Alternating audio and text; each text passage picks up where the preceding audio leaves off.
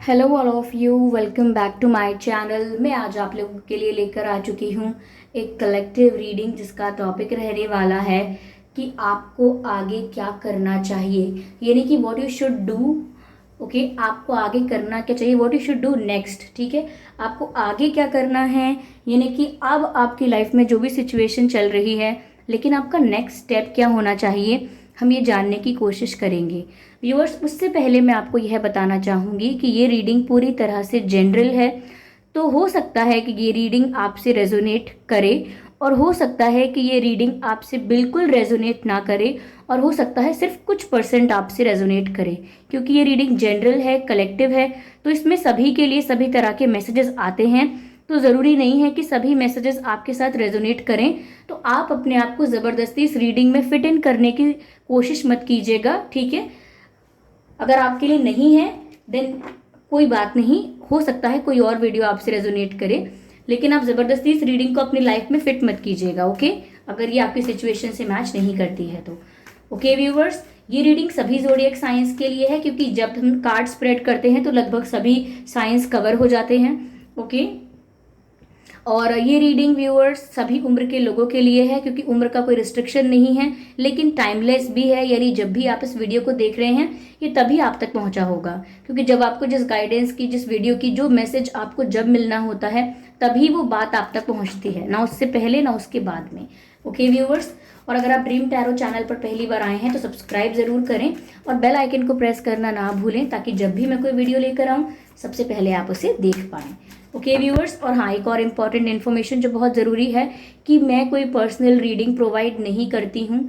Okay, तो अगर comment box में कोई फेक आईडी बना के ड्रीम टैरो की आपको कोई व्हाट्सएप नंबर या कोई कॉन्टैक्ट डिटेल्स प्रोवाइड करता है तो वो एक स्कैमर है, वो एक फ्रॉड है। आप ऐसे लोगों की बात का विश्वास भरोसा ना करें, क्योंकि मैं पर्सनल रीडिंग्स प्रोवाइड नहीं करती हूँ। ओके, आइए चलिए देखते हैं व्यूअर्स अब आगे आपको क्या करना चाहिए। पेज ऑफ स्वॉर्ड्स, ठीक है, पहला ही कार्ड है page of swords.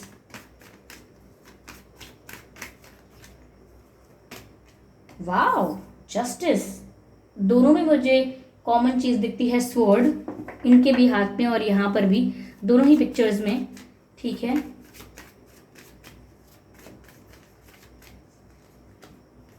Okay, four of pentacles.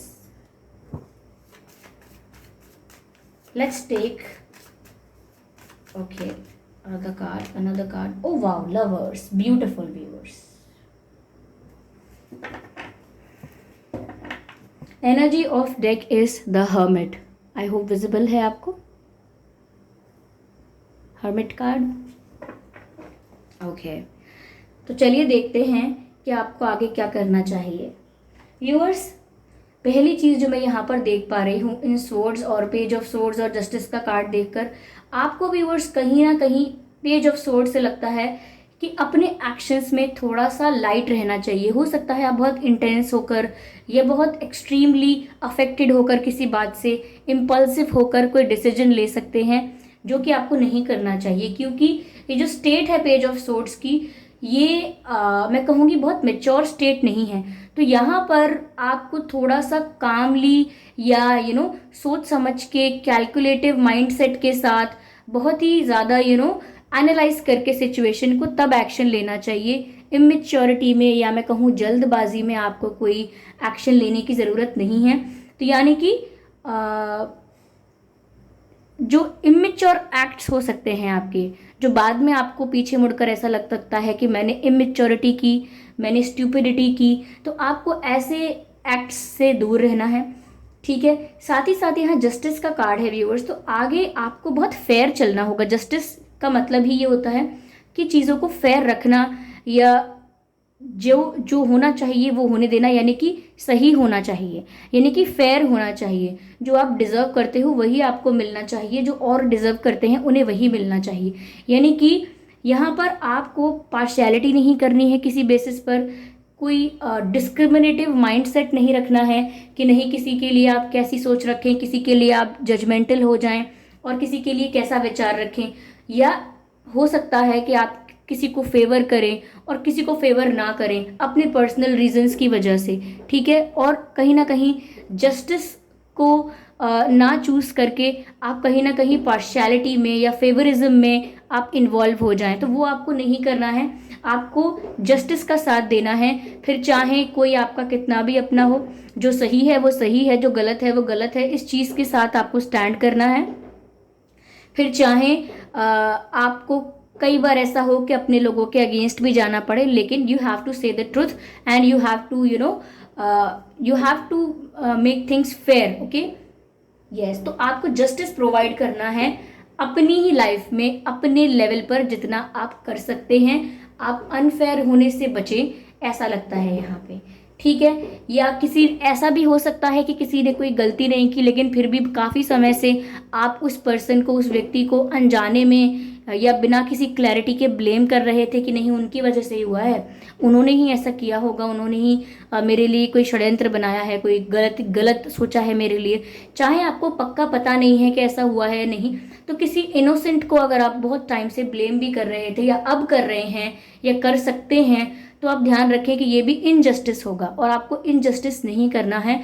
आपको समय लेना है और सोच समझकर बातें करनी है, सोच समझकर एक्शंस भी लेने हैं, क्योंकि पहला कार्ड ऐसा भी दिखाता है कि आप जल्दबाजी में या रिएक्टिव स्टेट में कोई इम्पल्सिव होकर कोई एक्शन ले सकते हैं, ठीक है। या ऐसा भी दिखता है कि इमेच्योरिटी में कोई एक्शन ले सकते हैं, जो कि नहीं करना है आपको, ओके। तो ये सिचुएशंस मैंने 2 बता दी आपको जो आपको आगे करना है अपनी लाइफ में। आगे 4 ऑफ पेंटिकल्स का कार्ड है व्यूअर्स। इसका मतलब ये है आपको अपने पेंटिकल्स को, अपने फाइनेंसेस को प्रोटेक्ट करके रखना है, सेव करके रखना है। यानी हो सकता है कोई आपसे पैसे बोरो करे, या ऐसा हो सकता है कि आप ज़्यादा पैसे खर्च कर दें, या ऐसा हो सकता है कि आपको डर है कि आपसे आपका कोई लॉस करवा देगा, या आपका कोई नुकसान हो जाएगा किसी और की वजह से, या आप बहुत कुछ खो बैठेंगे। चाहे वो एक रिश्ता खो दें आप अपने जीवन से, आपको लगता है आप किसी को लूज कर देंगे, या आप अपने करियर को लूज कर देंगे, या कहीं ना कहीं अपनी एसेट्स को लूज कर देंगे। तो एक डर आपके अंदर हो सकता है कि आप कुछ खो ना दें। तो कहीं ना कहीं आपसे ये भी कहा जा रहा है व्यूअर्स कि आप अपनी चीज़ों को प्रोटेक्ट करके रखें। थोड़ा मैं कहूँगी कि अगर फाइनेंसिस की बात है, पैसों की बात है, तो भी आप सेविंग्स करके चलें और प्रोटेक्ट करें अपने रिश्ते को भी, नर्चर करें। अगर रिलेशनशिप की बात है, आपको रिलेशनशिप के लिए डर लगता है, तो रिलेशनशिप को प्रोटेक्ट करने की कोशिश करें कि अनस्टेबिलिटी ना आए, ठीक है। अपनी तरफ से अपना बेस्ट दें, बाकी इससे ज़्यादा आपको कुछ नहीं करना है। अपने पैसों में, अपने फाइनेंसेस में भी, मनी मैटर्स में भी आपको अपने फाइनेंसेस को प्रोटेक्ट करने की ज़रूरत है, ताकि आपको कोई लॉस ना हो, आप कोई ऐसा डिसीजन ना ले लें इंस्टेंटली या इम्पल्सिव होके, या क्विक डिसीजन लेने की वजह से ऐसा ना हो कि आप बहुत सारा लॉस फेस करें।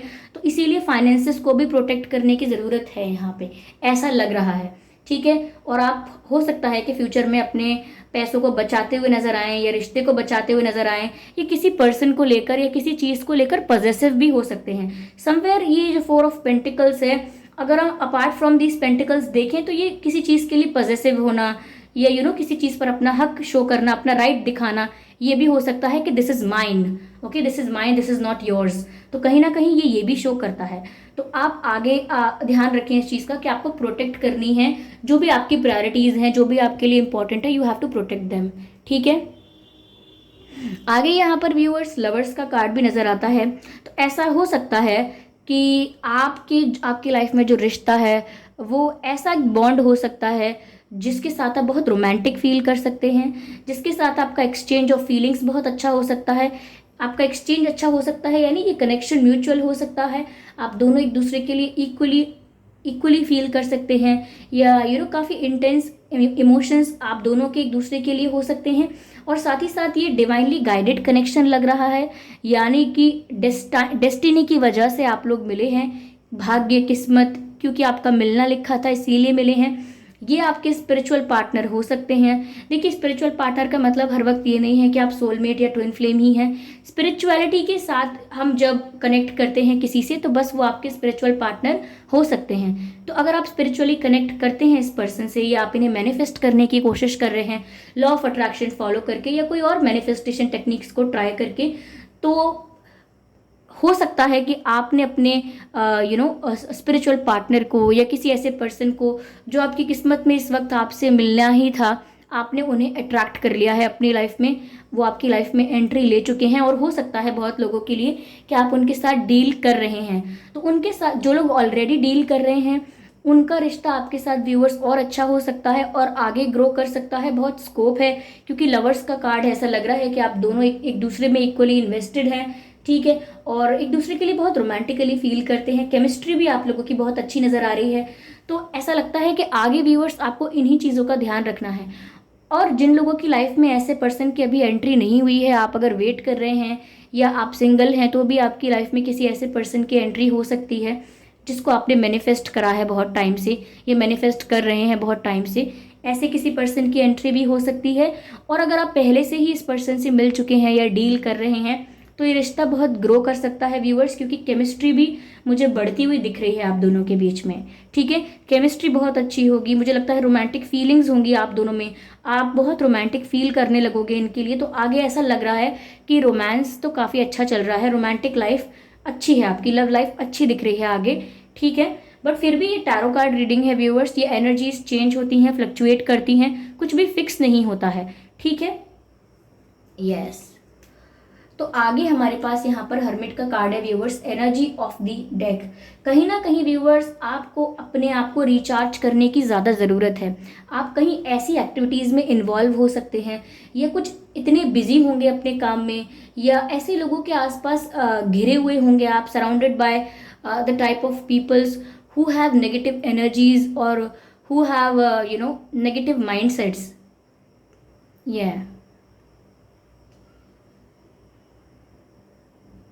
या तो ऐसे लोग हो सकते हैं जो थोड़ा नेगेटिव माइंडसेट्स या नेगेटिव एनर्जीज के साथ हैं, या थोड़े जेलस हैं, या कहीं कुछ एनर्जी उनकी थोड़ी हैवी है।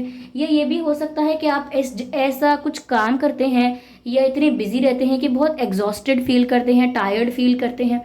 तो ऐसा नहीं है कि आप उस सिचुएशन में लूज कर रहे हैं, you are not losing there, but यहाँ पर आप जितने एग्जॉस्टेड फील कर रहे हैं तो आपको रिचार्ज करने की ज़रूरत है अपने आप को, you need to take rest. और यहाँ पर रिचार्ज एंड रिलैक्स, ऐसा लगता है कि अगर आप मेडिटेट करें, चिंतन करें, अपने ऊपर वर्क करें, थोड़ा खुद पर फोकस करें, ध्यान लगाएं, या ऐसा कह सकते हैं कि थोड़ा सा डिटैच करें अपने आप को इन एग्जॉस्टिंग एक्टिविटीज़ से जो आपको थका देती हैं या बिजी रखती हैं। थोड़ा आप रेस्ट ले सकते हैं और अपनी सोल को या अपनी स्पिरिट को आप थोड़ा रिचार्ज कर सकते हैं, क्योंकि ऐसा लगता है कि आप एनर्जेटिकली बहुत एग्जॉस्टेड हैं और आपको रिचार्ज करने की ज़रूरत है अपने आप को, और वो आप रेस्ट करके कर सकते हैं। और कहीं ना कहीं ऐसा लगता है कि आप ध्यान लगाएंगे तो आपको आपके बहुत सारे सवालों का जवाब भी मिलेगा। Okay viewers, yes. लेकिन मुझे ऐसा लगता है कि आप जो भी ये करें, ध्यान लगाएं या कुछ भी मेडिटेट करने की कोशिश करें, कंसंट्रेट करने की कोशिश करें या चिंतन करें अपने बारे में, तो ये थोड़ा अकेले में कीजिएगा, लोगों को बता के दिखा के सबके सामने नहीं, ओके। ये थोड़ा आइसोलेशन में कीजिएगा ऐसा, ओके। चलिए इन कार्ड्स के थ्रू सिचुएशन को क्लैरिफाई करने की कोशिश करते हैं। Nothingness, okay. आइसोलेशन, सी आइसोलेशन का कार्ड आया है, आई होप आप देख सकते हैं, पता नहीं ये विजिबल होगा भी या नहीं। सी आइसोलेशन, ओके। तो आइसोलेशन में व्यूअर्स ऐसा लग रहा है कि आप चिंतन कर रहे हैं, अपने मिस्टेक्स भी रियलाइज कर सकते हैं, अपनी पावर्स भी रियलाइज कर सकते हैं, हो सकता है गिल्ट भी फील करें किसी बात को लेकर। तो ये थोड़ा एडवेंचरस सा, या मैं कहूँगी एडवेंचरस तो नहीं कहना चाहिए, बट थोड़ा ऐसा हो सकता है जो आपको एक एक्सपीरियंस देकर जाएगा, एक यूनिक एक्सपीरियंस, जिससे जो भी आप सवालों के जवाब ढूंढ रहे हैं वो जब आपको जवाब मिलेंगे तो आपको एक रियलाइजेशन भी हो सकता है किसी बारे में, ठीक है। तो आगे आपको ये करना चाहिए व्यूअर्स, ओके ओके। आगे बर्डन का कार्ड है, चलिए और कार्ड लेते हैं, पहले एक कार्ड और चाहिए।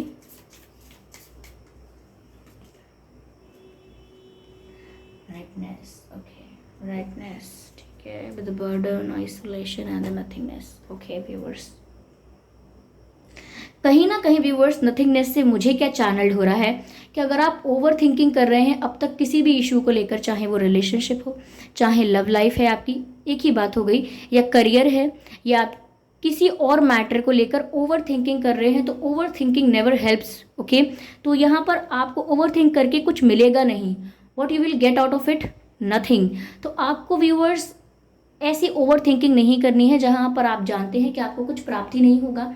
आइसोलेशन के बारे में मैंने आपको ऑलरेडी बताया, और हो सकता है व्यूअर्स कि अगर आप फेवर करें किसी को, या पार्शियलिटी करें, या सही गलत देखने के बाद भी अपनी आंखें बंद कर लें और सही को सही और गलत को गलत ना कह पाएं, यानी कि जो आपका विजन है वो ब्लर हो जाए लोगों के साथ अटैचमेंट या कनेक्शंस होने की वजह से। ऐसा हो सकता है कि अगर आपके पर्सन आपको हर्ट करते हैं कोई, या किसी ने आपको हर्ट किया था, किसी ने आपको बिट्रे या चीट किया, फिर भी आप ये बोल नहीं पा रहे कि उन्होंने गलत किया या वो गलत हैं या ये उनकी गलत बात है, या आप नहीं कह पा रहे हैं, तो समवेयर ये आपके ऊपर एक बर्डन जैसा रहेगा कि आप हमेशा इस रिग्रेट में रहेंगे, आप हमेशा उस गिल्ट में रहेंगे, कुछ ऐसा आपको महसूस हो सकता है। तो आपको अगर चाहिए कि आप बर्डन महसूस ना करें, इतना बर्डन अपने ऊपर फील ना करें, तो आप जो चीज़ सही है उसका ही साथ दीजिएगा, जस्टिस को ही फेवर कीजिएगा। ऐसा ना हो कि अपने अटैचमेंट्स के चक्कर में आप इनजस्टिस की तरफ कब चले गए आपको पता ना चले, इसका ध्यान रखिएगा। ठीक है, कई बार हम मोह में आके या अटैचमेंट्स में आके ऐसी बातें करते हैं कि जो हमारा अपना है हमें सिर्फ वही नज़र आता है, और ये नहीं दिखाई देता क्या सही है क्या गलत है। तो अपना ये जो विजन है उसे क्लियर रखिए। ओके, यहाँ पर ऐसा हो सकता है कई चीज़ों के लिए आपको ऐसा भी लगे कि आप क्वालिफाइड नहीं हैं, केपेबल इनफ नहीं है, एबल नहीं है करने के लिए, अपने आप को असक्षम महसूस कर सकते हैं कई सारी जगहों पर। तो आपको यहाँ पर व्यूअर्स ऐसा कहा जा रहा है कि अपने आप को डिस्करेज करना बंद कीजिए, डिमोटिवेट करना बंद कीजिए, क्योंकि हर सिचुएशन की एक स्टेज होती है। अगर आप अभी आपको ऐसा लगता है कि अभी आप नहीं जानते हैं क्या चीज़ कैसे होगी, तो ज़रूरी नहीं है कि आप हमेशा नहीं जान पाएंगे। स्टेप बाय स्टेप आप लर्न करेंगे, स्टेप बाय स्टेप आप ग्रो करेंगे, तो आप आगे बढ़ते जाएंगे या सीढ़ियाँ चढ़ते जाएंगे, ऐसा लगता है। सक्सेस की सीढ़ियाँ, ग्रोथ की सीढ़ियाँ, ये जो भी आपको फुलफिलमेंट, कंप्लीटनेस और सेटिस्फैक्शन देती है चीज़, उसके बारे में कह लीजिए। तो यहाँ पर अपने आप को अनक्वालिफाइड या अनकेपेबल ना समझिए। ओके व्यूवर्स, यस, यहाँ पर मैं आपके लिए एक डिवाइन मैसेज लेना चाहूँगी। One divine message. Okay, this card wants to come out. This card says peaceful resolution. Beautiful viewers, peaceful resolution. तो किसी के साथ अगर आपका आर्ग्यूमेंट या किसी के साथ कोई मिसअंडरस्टैंडिंग हुई थी, किसी के साथ कोई मतभेद हो गया था या मनभेद हो गया था, तो ऐसी सिचुएशन में पीसफुल रेजोल्यूशन मिल सकता है, यानी कि हार्मनी मेंटेन हो सकती है, शांति से आप लोग एक सहमति पर पहुंच सकते हैं, यानी कि इशू रिजॉल्व हो सकता है। कोई पर्सनल इशू आपकी लाइफ में था, जिस चीज़ को लेकर आप डेली चिंता कर रहे थे या अक्सर आपको चिंता होती थी या बुरा लगता था, तो उस चीज़ का अब शांतिपूर्ण समाधान निकल आएगा, ऐसा डिवाइन आपको बोल रहे हैं। ओके व्यूअर्स, आई होप ये रीडिंग आपके लिए रिलेटेबल रही है, हेल्पफुल रही है। अगर इस रीडिंग ने आपको थोड़ा भी गाइड किया है तो बताइए ज़रूर। अगर एक्यूरेटली रेजोनेट हुई है तो भी बताइए, अगर सिर्फ कुछ % रेजोनेट हुई है तो बताइए, वो भी आप बता सकते हैं। आपका फीडबैक इंपॉर्टेंट है।